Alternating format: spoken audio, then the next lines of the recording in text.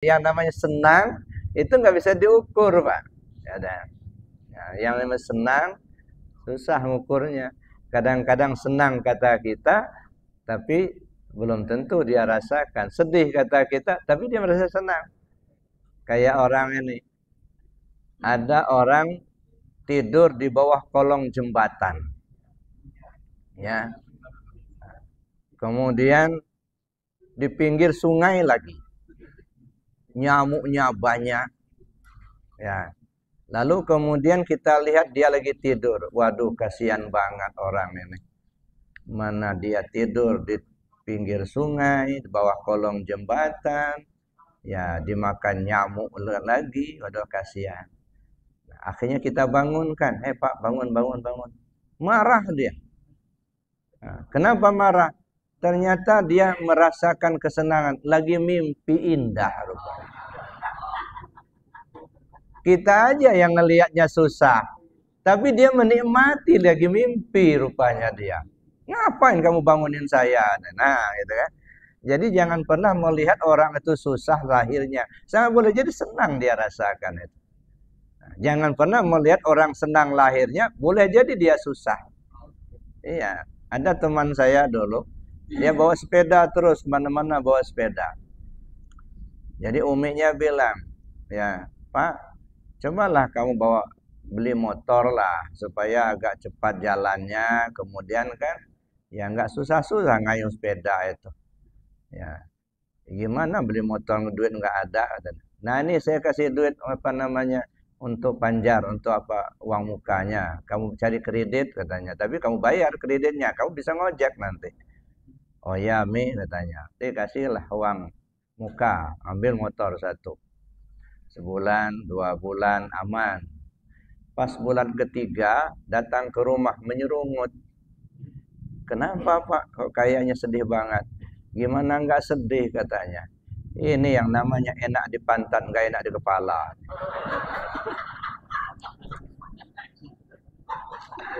Enak memang duduk di motor, tapi mikirnya pening kata dia.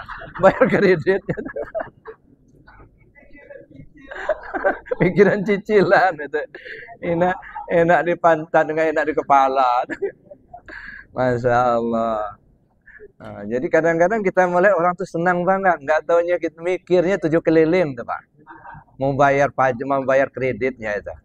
Itu ya. Nah, tapi ada yang asli senang benar dia, gitu ya. Nah, jadi kita melihat orang ini tidak dibatasi oleh sekat-sekat.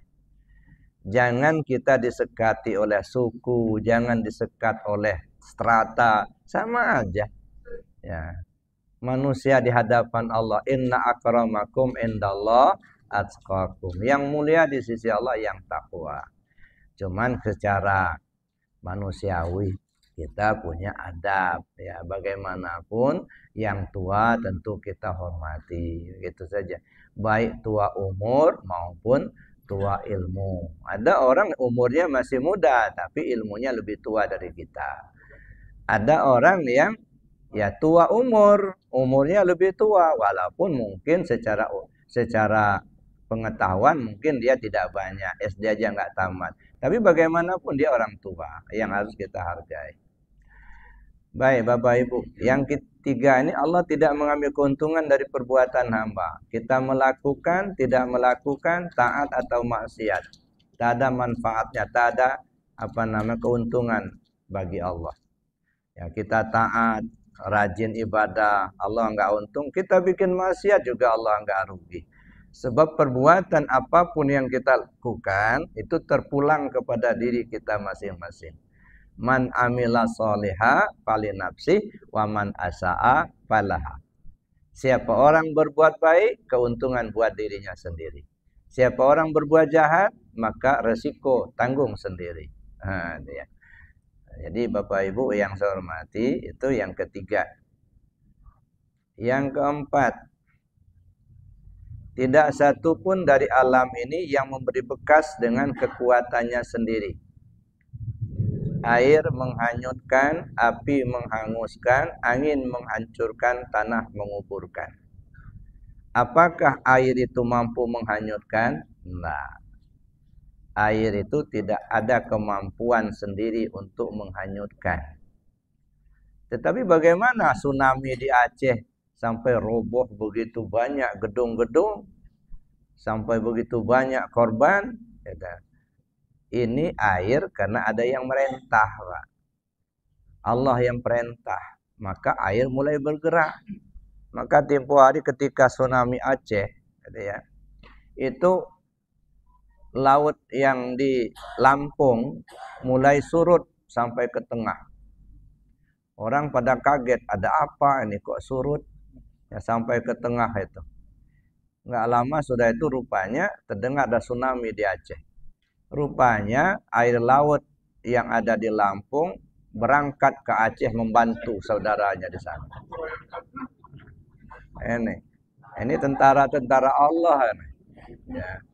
Jadi air laut yang di Lampung berangkat ke sana semua. Iya, untuk membantu saudaranya di situ. Itulah tentara Allah. Kalau Allah sudah memerintahkan, tidak ada yang bisa menghambat, Pak. Allah perintahkan air untuk menghanyutkan, habis semua. Tapi ada yang dijaga oleh Allah. Waktu kejadian di Maluku di mana tempo hari, ya, ada rumah satu di pinggir pantai, ya, kelilingnya sudah pada hancur, ya. Tapi ada rumah satu, jangankan rumahnya yang hancur, tamannya aja tidak rusak. Sementara kelilingnya sudah pada hancur semua. Air laut sudah ke tengah, sudah ke kota malah. Tapi ini rumah di pinggir pantai, jaraknya nggak cukup 100 meter dari pantai, tapi utuh. Ada apa ini? Nah, ternyata rumah itu tempat anak-anak menghafal Al-Quran. Nah, sampai mereka pun pagi-pagi mereka kaget. Bangun pagi-pagi gitu, kok pada sekelilingnya pada rusak. Mereka keluar, tamannya aja nggak apa-apa bagi mereka. Nah, kaget mereka bangun pagi itu. Kenapa? Karena yang kelilingnya sudah pada rusak semua. Nah, ini ternyata dijaga oleh Allah. Nah, ini ternyata bukan air itu yang berpunya kemampuan tersendiri. Air itu makhluk, ya. Mereka menerima perintah dari Allah. Tapi itulah hebatnya air. Air, api. Ini gambaran malaikat. Ya, gambaran malaikat. Kayak ini nih. Ini air. Air ini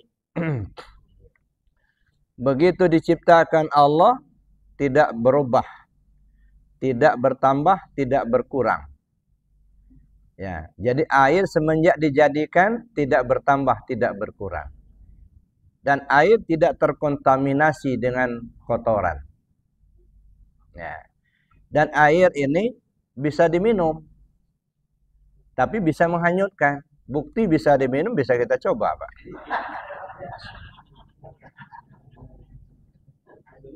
Benar, bisa diminum airnya. Tapi kalau Allah perintahkan menghanyutkan, wah bisa habis kampung, Pak. Ya.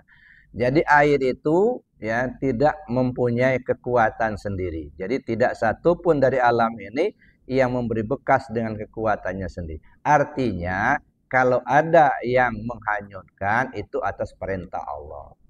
Ya. Gambaran air seperti malaikat sebenarnya. Malaikat itu bukan laki, bukan perempuan. Nah ini air ini laki apa perempuan nih? Nggak jelas ini. Bukan laki, bukan perempuan, tapi bukan banci pula. Ya, ini air. Nah juga air ini juga tidak pernah durhaka sama Allah. Air, kamu aku ciptakan tugas kamu membasahi. Siap ya Allah. Selama-lamanya membasah itulah kerjanya itu. Nggak pernah durhaka. Kalau ada air yang tidak membasahi karena ada campur tangan makhluk, dikasih zat apa itu sehingga nggak basah. Ya, tapi asalnya air itu tidak pernah durhaka sama Allah. Satu. Yang kedua, air ini tidak terkontaminasi dengan kotoran. Ya. Jadi kalaupun air itu banyak kotoran, nah terbang lagi dia. Bersih dia, kotoran tinggal. Ada. Jadi yang kotor tetap kotor, yang air bersih, naik lagi dia, menguap gitu. Nah, jadi itu nggak pernah terkontaminasi. Lain dengan kita. Kita sedikit aja terkontaminasi dengan dunia, dengan lihat duit kawan yang banyak, ujau mata kita. Ada. Mulai terkontaminasi, kecuali kalau hatinya hidup dengan zikir, insya Allah. Nah, makanya saya bilang, orang yang hatinya hidup dengan zikir akan menjadi seperti ikan hidup di laut. Bertahun-tahun ikan hidup di laut yang notabene-nya air asin, tapi tidak terkontaminasi dengan asinnya air laut. Kenapa? Karena ikannya hidup. Nah, begitu juga kita. Kalau hati kita hidup dengan zikir, insya Allah tidak terkontaminasi dengan hiruk pikuknya dunia. Ya, mau kaya silakan, mau jadi pejabat silakan, gitu ya. Enggak terkontaminasi. Silakan punya uang banyak, enggak masalah. Jadi orang kaya harta bagus. Cuman duitnya, hartanya jangan ditaruh di hati. Rusak hatinya nanti. Ada. Cuman kita ini kadang-kadang baru punya harta sedikit, disimpan di hati, remuk hatinya. Nah, makanya enggak tenang hidupnya itu. Semua dimasukkan ke hati. Ya, hartanya, kebunnya masuk hati, sawah masuk hati, rumah masuk hati, mobil masuk hati. Nah, akhirnya yang punya rumah enggak punya tempat lagi. Nah, yang punya rumah siapa? Allah. Allah enggak pernah diingatnya. Yang diingatnya duit, duit, duit. Gitu. Nah, akhirnya apa? Akhirnya tidak mendapatkan ketenangan. Ya. Api menghanguskan. Apakah api itu bisa menghanguskan? Tidak. Api itu punya kekuatan untuk menghanguskan karena atas perintah Allah. Banyak contoh, Pak. Itu di kampung kita dulu ada kebakaran kiri kanan, tapi ada satu masjid aman. Jadi api itu loncat, Pak. Aneh pula, api itu loncat itu. Sehingga rumah itu, masjid itu aman, tidak terbakar. Nah, ini kalau kita percaya sama Allah. Cuman kita ini dikasih corona tempo hari, jarak 1 meter, kasih pagar, triplek 1 meter pula. Dikiranya corona nggak bisa loncat. Ya cobalah, pagarlah dengan Allah begitu. Kan sudah ada pagar khusus dari Allah.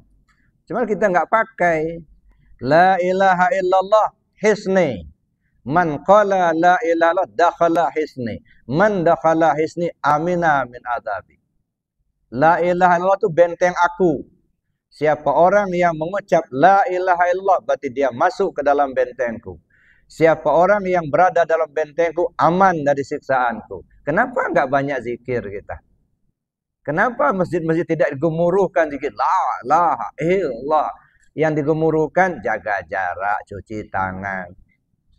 Zikirnya mana? Maka kadang-kadang sedih kita, Pak. Yang kita dengar cuman itu. Ya, di mana-mana di perapatan itu. Jaga jarak, cuci tangan, makan buah, apalagi itu. Pakai masker. Cobalah sekali-sekali kepada yang beragama Islam, jangan lupa sholat, berzikir, minta kepada Allah. Nyaman kita dengar. Tapi enggak, kita merasa diri kita punya kemampuan sendiri. Lupa kita sama Allah. Gitu. Nah, ini baru dikasih corona aja kemarin itu. Sudah kelihatan betul olengnya akidah kita itu. Masya Allah. Belum Dajjal datang, Pak. Ya.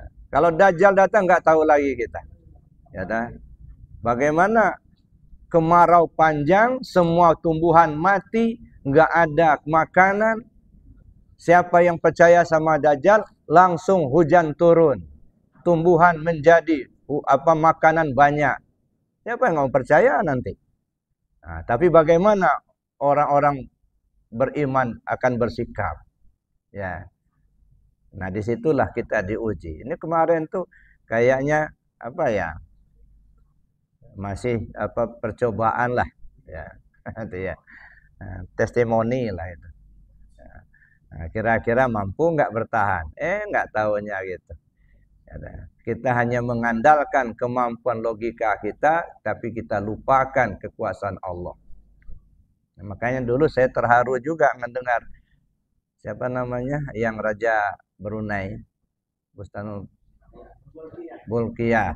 Ya, awal-awal corona datang, dikumpulkannya para menterinya sama keluarganya, keluarga menteri itu. Ya, bicara di pidato dari istananya. Bapak, Ibu, dan semua anak negeri katanya. Sekarang kita dapat cobaan dari Allah. Corona namanya. Saya pesan kepada semua anak negeri. Jangan lupa baca Al-Quran. Jangan lupa sholat. Minta kepada Allah agar kita dilindungi. Ya, Bapak Ibu baca Al-Quran satu ayat aja. Nurnya itu akan memancar kepada yang lain. Yang lain pun akan terjaga. Ya Allah, demikian untuk pendekatannya kepada Allah. Nah, kita jarang dengar yang begitu. Ya. Jadi Bapak Ibu yang saya hormati, jadi ini harus kita yakini. Api itu tidak menghanguskan. Kalaupun dia menghanguskan, itu kekuatan yang diberikan Allah kepada api. Tapi api tidak punya kekuatan sendiri. Dia makhluk sama dengan kita. Ya, cuman bentuknya beda, tugasnya juga beda, gitu ya. Nah, api itu bisa menghanguskan atas perintah Allah. Kalau Allah tidak memerintahkan, tidak mengizinkan api untuk menghanguskan, api tak sanggup untuk menghanguskan. Lihat ceritanya Nabi Ibrahim dipanggang sama Namrud. Ya, sudah begitu besar apinya, begitu keluar seharian itu dipanggang, sehelai rambut pun tak terbakar. Ya nar kuni bardan wa salaman ala Ibrahim, kata Allah. Ya, api yang tadinya panas jadi sejuk, jadi dingin. Nah, gitu. Jadi artinya apa? Kekuatan itu ada pada Allah, bukan pada makhluk. Nah, bagaimana kita menanamkan keyakinan kita bahwa Allah lah yang punya kuasa. Ya, tidak satu pun dari alam ini yang memberi bekas dengan kekuatannya sendiri. Angin tidak bisa menghancurkan kalau tidak diperintahkan Allah. Tanah tidak bisa menguburkan kalau tidak diperintah Allah. Ya, kenyataannya banyak rumah yang hancur ditabrak angin puting beliung. Ya, karena kita ngundang bencana, ya, dengan kemaksiatan yang merajalela, kemudian dengan perintah Allah kita abaikan, itu sama dengan mengundang bencana. Ini yang dikhawatirkan oleh para ulama itu.